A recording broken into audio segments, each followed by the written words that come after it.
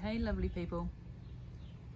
I had a client recently who came in for her session, and the first thing she wanted to talk about was the fact that she felt hesitant coming into her session on the day because she didn't want to talk about anything that might stir up emotions that were difficult. So as a therapist, I would never take anyone into something that they don't want to talk about, but what I do is explore that feeling of not wanting to go into the thing. So that's what we did.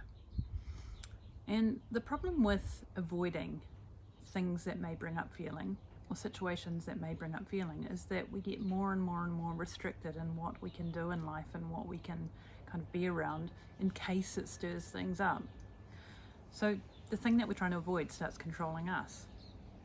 The real freedom is in learning to tolerate a wider range of feelings and emotions.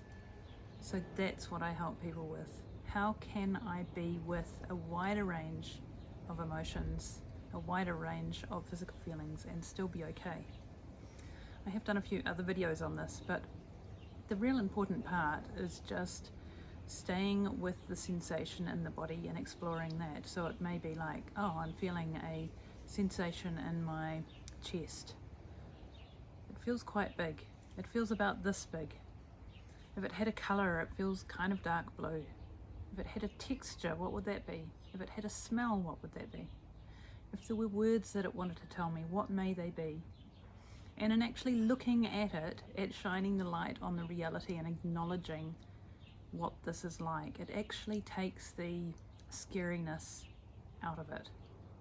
So even with my client, when we discussed how scary it was to think about discussing the scary things, that already minimized the worry, the fear around it. Writing it down in a journal is another way to do it. Looking at the things we don't want to look at sets us free. It's like being a small child and imagining there's a monster under our beds. And we're so terrified and we're sweating and we're freaking out and we're getting so scared we can't even call for anyone.